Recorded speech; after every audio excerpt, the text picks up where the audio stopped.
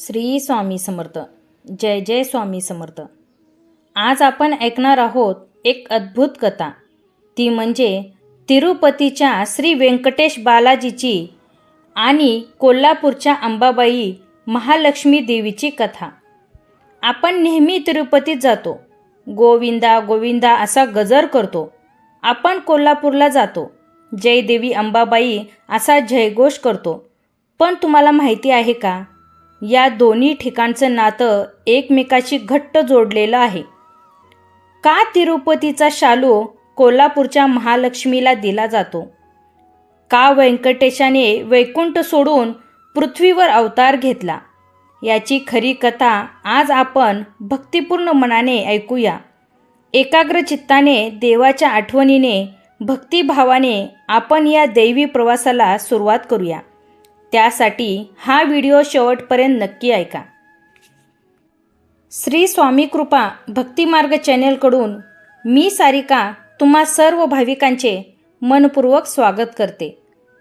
हे आहे ते ठिकाण जिथे तुम्हाला ऐकायला मिळतील देवदेवताच्या चमत्कारी कथा, पौराणिक आख्यानिका, स्वामी समर्थांच्या अद्भुत लीलाची गोड आठवण आणि भक्तिभावाने ओथंबलेल्या दिव्य गोष्टी.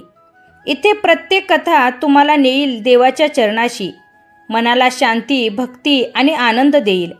म्हणूनच प्रिय भक्तांनो, या देवी प्रवासात सामील व्हा.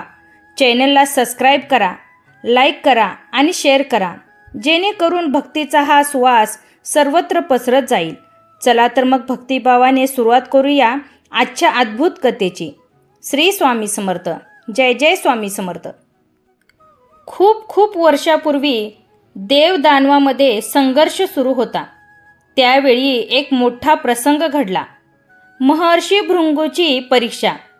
भृंगू ऋषींनी ठरवलं की तिन्ही देव ब्रह्मा, विष्णू आणि महेश यापैकी सर्वश्रेष्ठ कोण आहे हे पाहायचं. ते प्रथम ब्रह्मदेवाकडे गेले. ब्रह्माने त्यांना योग्य सन्मान केला नाही, म्हणून भृंगू नाराज झाले. नंतर ते महादेवाकडे गेले. शिवाने देखील लगेच मान्य दिला नाही, म्हणून ते रागावले. शेवटी ते विष्णूकडे गेले.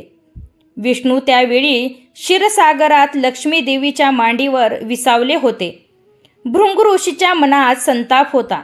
त्यांनी थेट श्री विष्णूच्या छातीवर लाथ मारली. सर्वांना वाटलं आता विष्णू रागावतील, पण तसं काही झालं नाही.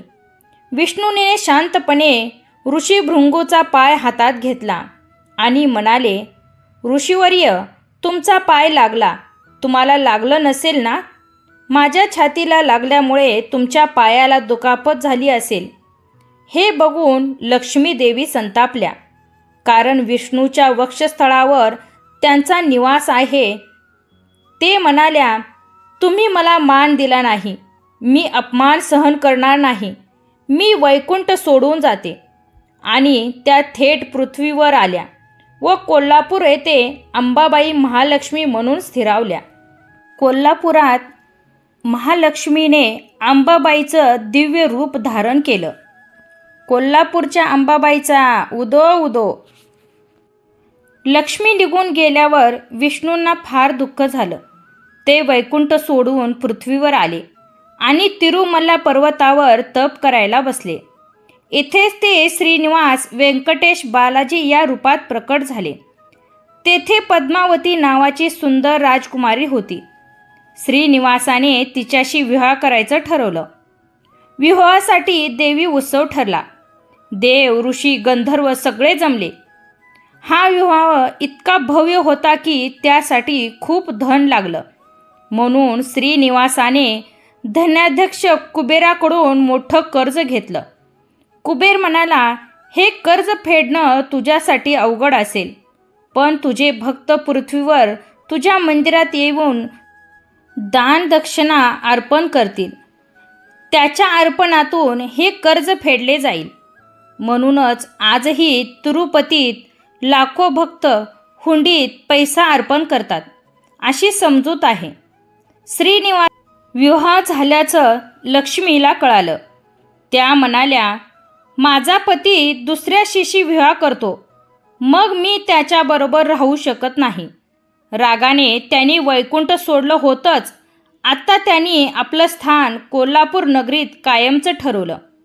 त्या म्हणाल्या, मी तुला पूर्णपणे सोडलेलं नाही, पण माझं वास्तव्य आता कोल्हापूरमध्ये आहे. लोक मला तेथे अंबाबाई म्हणून ओळखतील.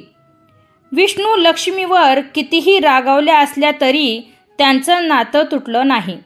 आजही तिरुपतीच्या वैकुंठेशाच्या वतीने दरवर्षी कोल्हापूरच्या महालक्ष्मीला शालू पैठणी अर्पण केला जातो. हा शालू म्हणजे मी तुला विसरलो नाही, तू अजूनही माझीच आहेस याचं प्रतिकात्मक पुरावा आहे. व्यंकटरमणा गोविंदा. जय व्यंकटेश बालाजी. जय देवी महालक्ष्मी. अंबाबाई की जय. तिरुपतीचे श्री बालाजी आणि कोल्हापूरची महालक्ष्मी हे दोन्ही देवी रूप एकमेकाशिवाय अपूर्ण आहेत.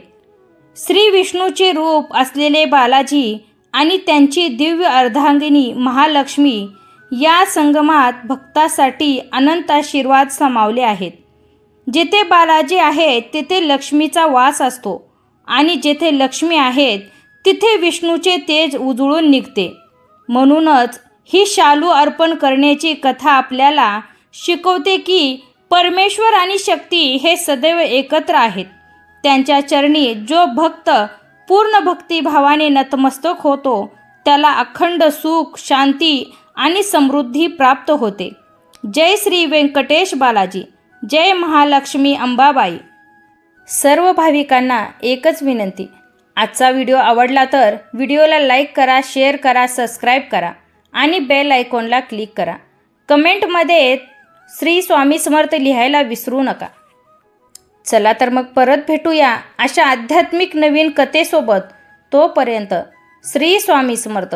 जय जय स्वामी समर्थ. व्यंकटरमणा गोविंदा. कोल्हापूरच्या महालक्ष्मीचा उदो उदो.